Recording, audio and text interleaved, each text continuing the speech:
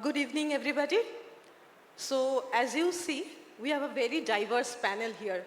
Diversity in experience, locations, and also serving a very diverse set of innovators and entrepreneurs.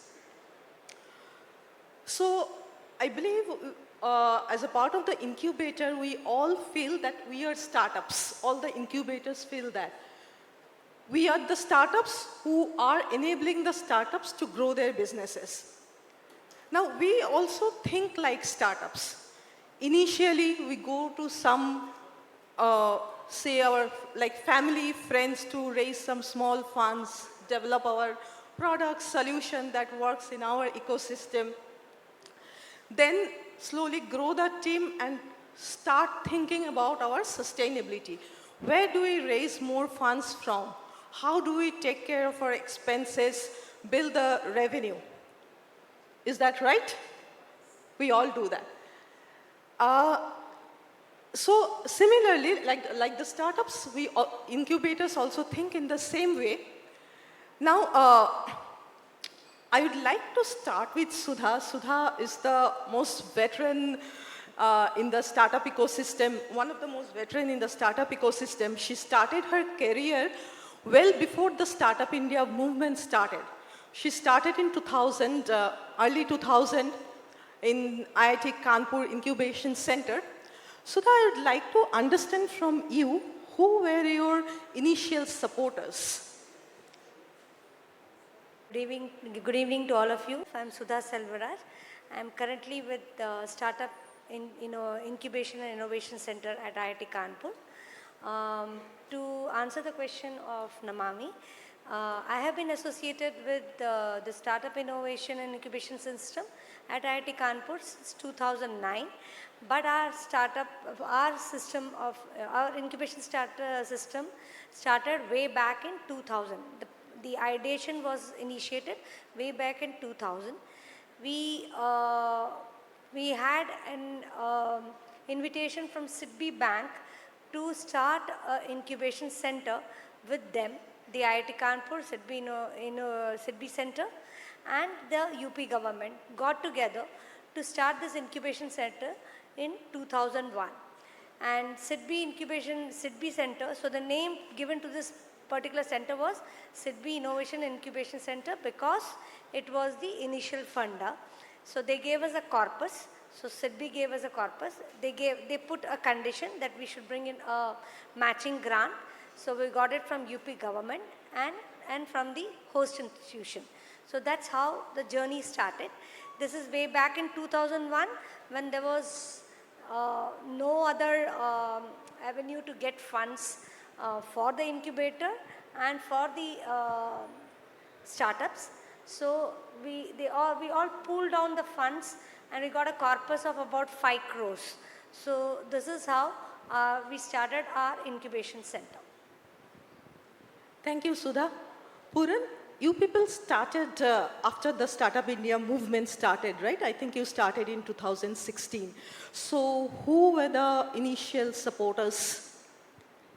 So back in 2016 when we started, the Startup India initiative was also being set up at that time. So it was not as visible as it is today. So we were beneficiary of the Nidhi TBI scheme back in 2016. That's where we began. This was the first incubation center in the state of Himachal Pradesh. Even the state government had not initiated their Startup Himachal program back then.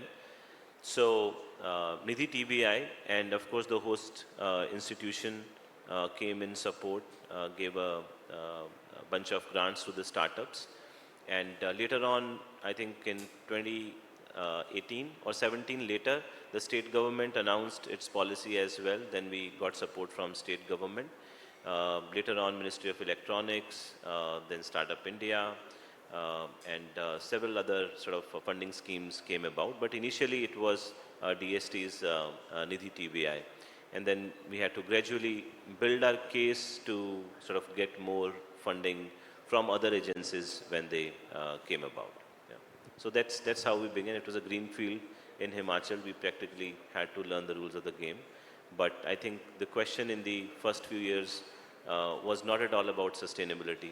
It was more about, what is incubation? How do we do this? Where do we find this person called incubatee?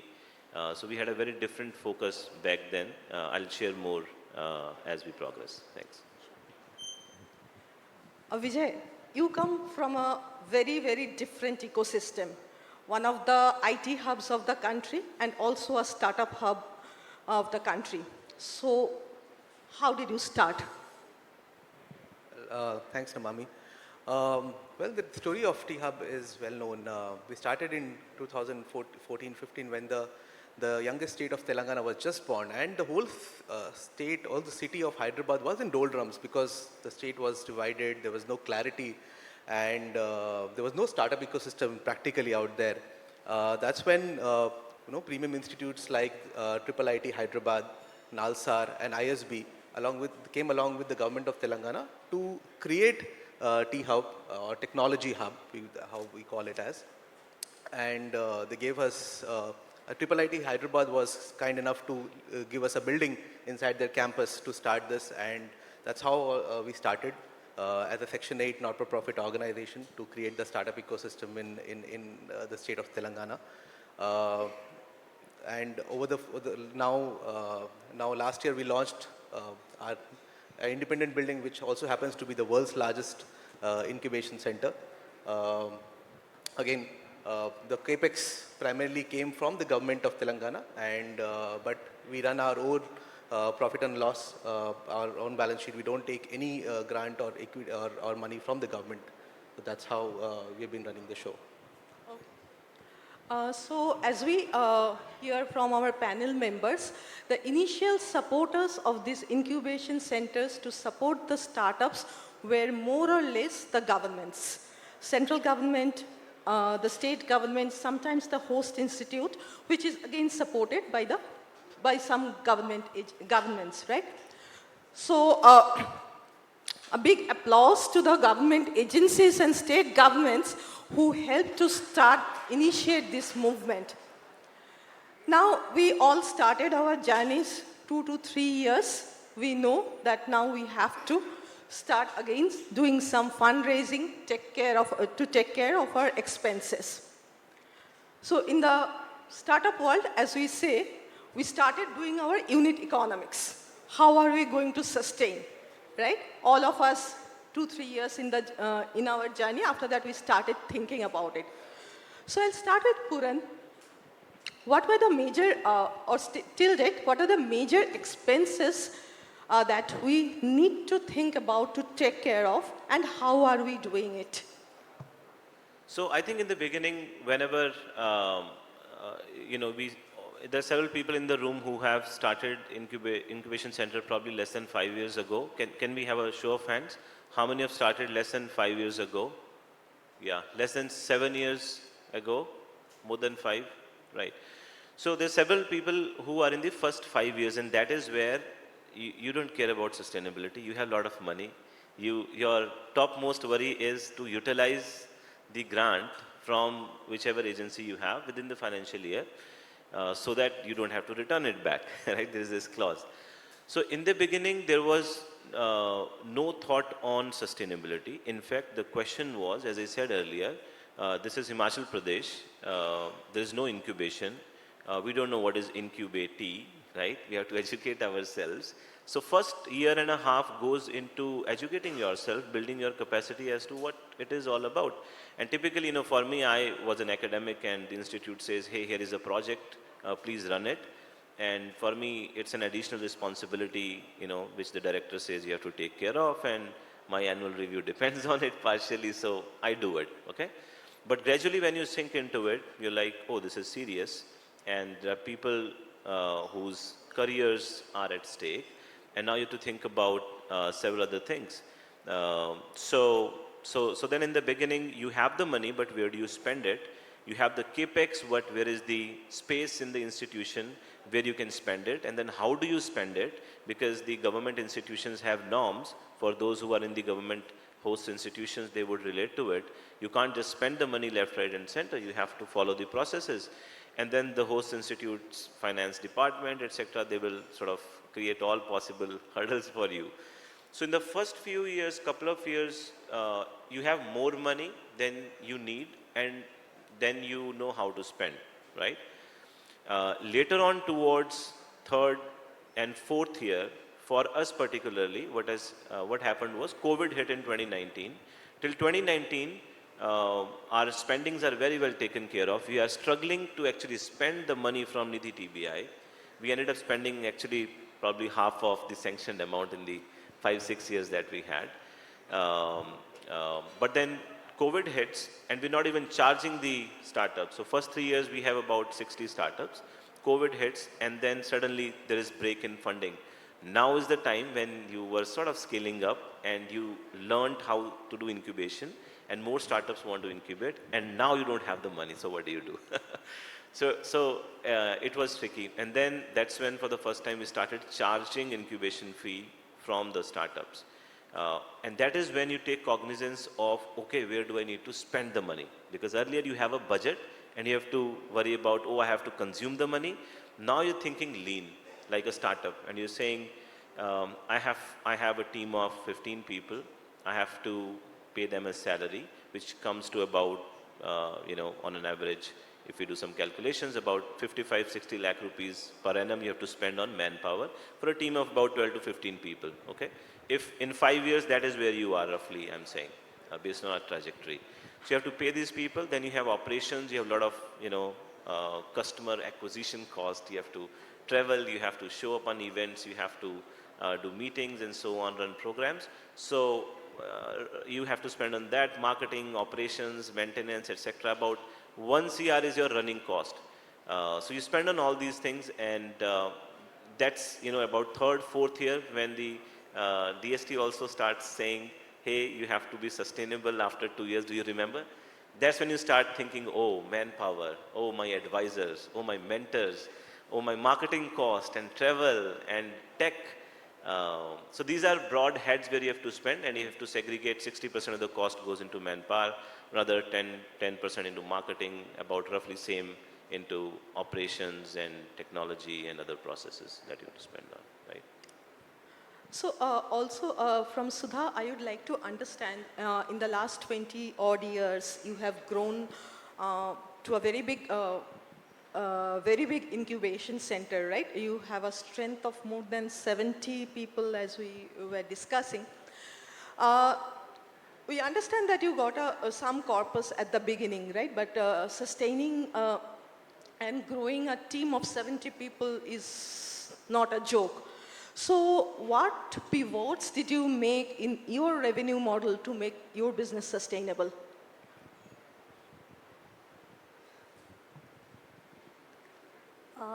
The corpus that was given to us, did not touch, but the interest amount which we earned from the corpus was a good kickstart grant for us.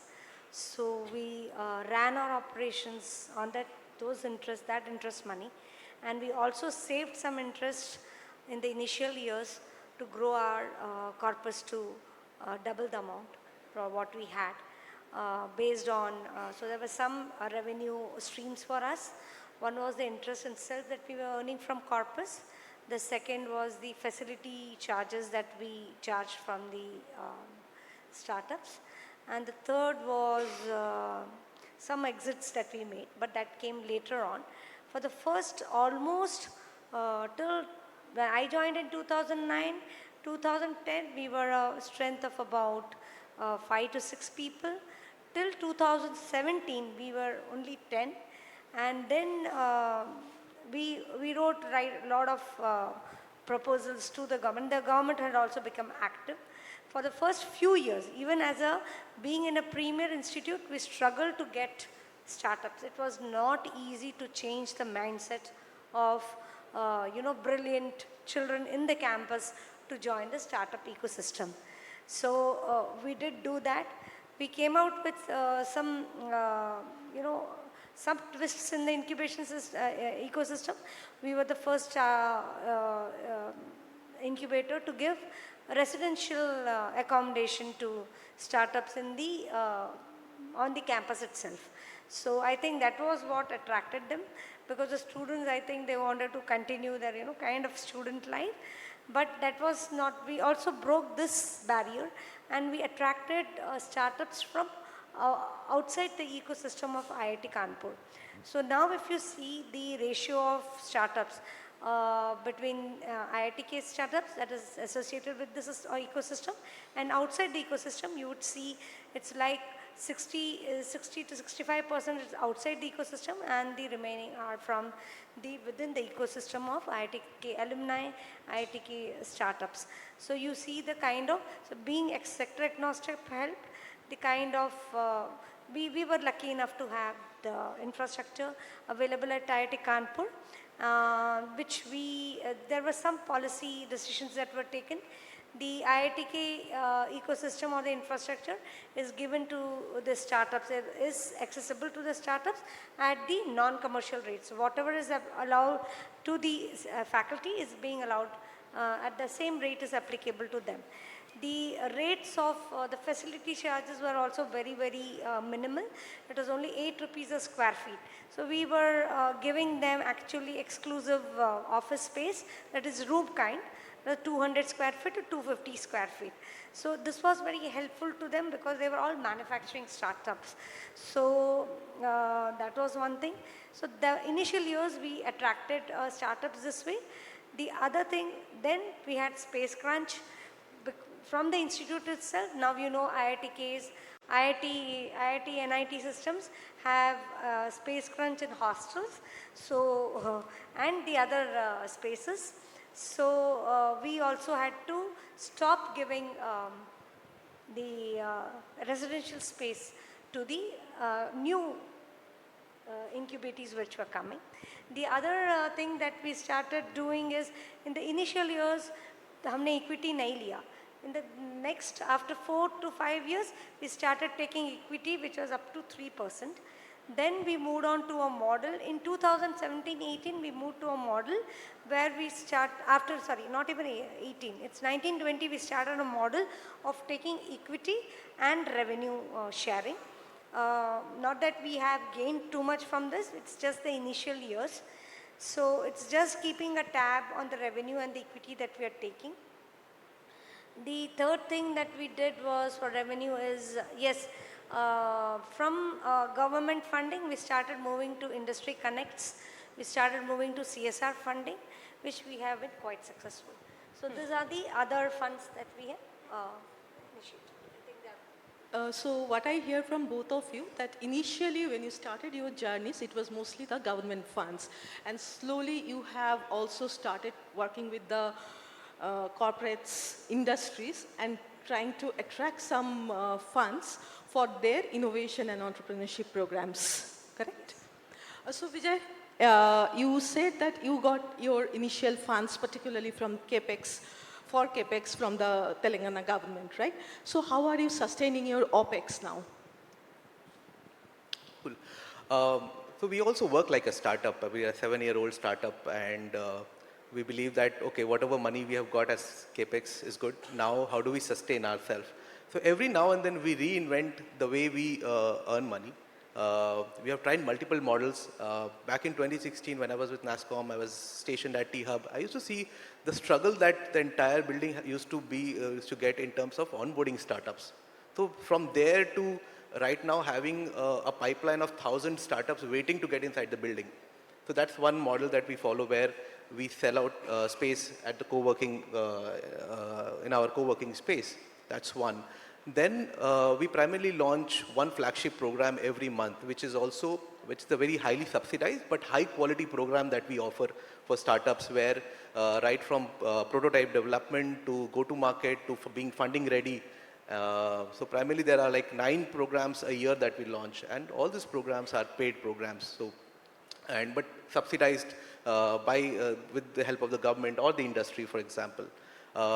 We also work with investors, and where we give deal flow to investors, and we charge a small success fee for any startup that raises funds through us. That's one of the models. And corporate innovation, like both Sudha and Dr. Puran talked about. Corporate innovation is a very strong hold for us, because Hyderabad has grown big, and we have been very proactively reaching out to corporates. Initially, it was not easy, right? got built only after like 5 years of sustained result that was shown out. It was not easy to get corporates to trust you and put in a large amount of money onto the table to trust that you will be able to solve their challenges. But we came a long way, and corporate innovation happens to be one of our strongest holds, where we work with over 100 plus corporates solving their challenges. We have also started a new stream where we help incubators in tier 2, tier 3 cities and colleges, where we set up, build capacity. That's another line of revenue that we have added. But like I said, there's the whole uh, the whole landscape is becoming competitive, and I believe tools become very important. Right? How do you capture data? All this while we have around 100 plus value partners like cloud providers, like CA, CS, legal services, but we've never been able to capitalize on that. We have to pay our mentors, for example. While we work with 2,500 plus startups, but there's somewhere we are missing out on capitalizing on data, right? Though we charge for our programs, but that's not a long-term strategy. It has to end somewhere. But how do we reinvent that? So that's where I think platforms like Sachi Connect makes a lot of difference. We are working with them, and Dr. Sunil was talking about how that platform is helping incubators capitalize on data and make use of the resources that they have. So these are the few things that we have been adopting, yes. So I see from the initial days of government funding, there is a conscious move towards generating corporate revenue from corporates, as well as generating revenue in lieu of providing services to the startups, right? Now, for the corporate programs, right, basically, Sudha, you spoke about CSR, Vijay, you spoke about the innovation programs, right? So what kind of innovation entrepreneurship programs the corporates are looking for? Okay. Uh, See, most of the corporates come to us for various of their challenges, right? One, for example, companies like Apollo Tires, right? They are solving for the long-term vision that they have in terms of bringing innovation in how tires are made, both from the manufacturing side to the way they adapt with the vehicles, right? Those are a couple of challenges. We work with Boeing, for example, in terms of digitizing their whole process. Uh, then we work with different banks, for example. So these are the few things that corporate understand that they need to be solved. Plus, at the same time, we also go forward proactively in terms of going and telling them, hey, no, why don't you look at these kind of startups who can solve your problems, right? So that's the proactive approach that we have started taking as part of our TMAP, which is Technology Market Access Program. Okay. Puran, I have a question for you. You were talking about startup services, paid startup services, right? Now, how difficult or how easy it is to make the startups pay for the services that we are providing? We started in 2016, 2017 Jan, we admitted the first incubator. 17, 18, 19 and March 2020, that's when COVID hit. We did not charge the startups anything. Uh, we felt, who are we? Why would someone pay us sitting in a tier 3 area? Why would they pay us? In the beginning, it was all about spending. The host institute constituted a 1.5 lakh rupee grant for every startup that we incubate through a competitive process. About 66 startups got 1.5 lakh rupees worth of grant to build a prototype. This was the case. And then we said, now we have to charge because we need the money. COVID has hit and money is not flowing right now from the government agencies. So then we started charging an incubation fee, and honestly, we were skeptical, we were scared. Now, shall we start charging? And all these years, we built the incubation center with a philosophy of, we are a friend, philosopher, guide. We are not a commercial entity. We are a non-profit entity. You build the team with those ethos, and now you have to charge the startup a fee for incubation program. And I think we started with 3,000 a month. And to our surprise, that year we incubated 100 startups. We we turned to virtual incubation, which got us the scale in some sense. And we were surprised that startups were paying. Probably because we spent all this money, more than a CR in the past 3 years. We invested in the startups, not invested, gave grant to the startups. This was probably the advertisement budget which helped us create and we thought, we will position ourselves as a low-cost, high-touch incubation center. We'll bring in a cohort of 20-25 startups, 3 months on campus. They only pay for their hostels, that money goes to the institution. And we don't charge, we only give them grants. And that sort of paid off because we built a reputation with those 60 startups in the first 3 years. They went back, they gave references, and we practically spent nothing on advertisement of the incubation center because we had nothing to show. So 2020 March, we start charging 3,000 a month to the startups. That becomes a substantial source of revenue. So since then, we've been incubating 100 startups a year. This year, it's going to cross 150. So 3,000, and now the fees has gone up to about 4,000. So if you have 4,100 startups, you have about 50 lakh rupees worth of revenue in a year, assuming all the startups pay you every month, which is also difficult. The recovery rate of the incubation fee is also 70-80%, right? So that is source one. Second is you charge for the incubation space. That's again a common co-work rental model that happens. Doesn't work very well for a tier 2, tier 3 city because that's not the place where startups are lining up or competing to get a space in. It can be true for a NASCOM workspace or a leading incubator, but we were nascent, we were new, nobody knew about us.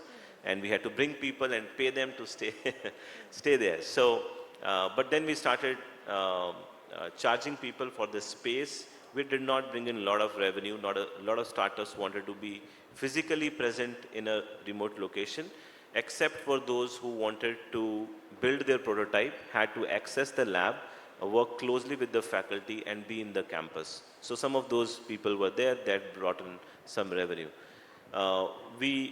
The third source, then we also started with some education initiatives, training programs for the youth, capacity development program, and try to collaborate with the state government. That brought in some revenue. We do an annual event called Himalayan Startup Trek, and then we charge registration. So that brings in, some good amount of money every year. If you have, say, 200 participants, everyone paying about 10,000 rupees, that brings in some money. Then you have the sponsors.